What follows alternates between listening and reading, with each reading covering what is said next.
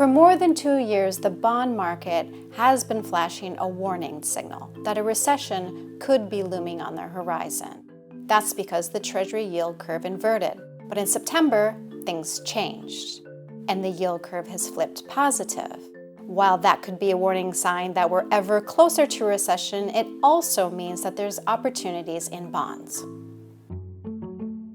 The Treasury bond yield curve is a plot of yields from short-dated maturities out to longer-dated maturities. And in a normal market, the 2-year rate should be lower than the 10-year rate because it's riskier to lend money for longer periods of time. So when it's inverted, the 2-year rate is higher than the 10-year rate, showing concerns about the economy over the short term. Over the past 2 years, we've had an inverted yield curve, but then in September, things changed.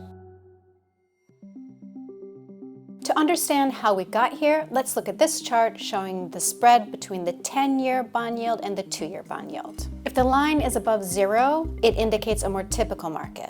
Anything below 0 indicates an inverted yield curve. The inversion started in June 2022 as the Federal Reserve was sharply raising interest rates in an effort to tame inflation.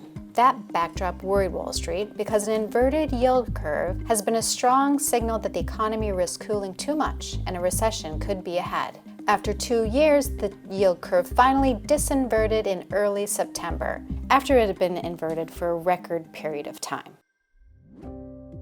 Will a recession follow this time? Or will the economy pull off a soft landing? We can't say for sure, but one thing is clear. Today's bond yields are higher than they have been historically. 3-month Treasury bills and other bills are still paying historically high yields. The risk, bond managers will say, is that that could go away virtually overnight if the Federal Reserve gets more worried about the labor market and starts slashing rates dramatically. On the other hand, longer-term Treasury yields are more sensitive to what's going on in the economy and geopolitical risks and other market risks, whereas the 2-year shorter-term rate is directly correlated with what the Fed is doing with interest rates. The thing to watch will be the labor market, because labor market data has been a catalyst of volatility both in stocks and bonds.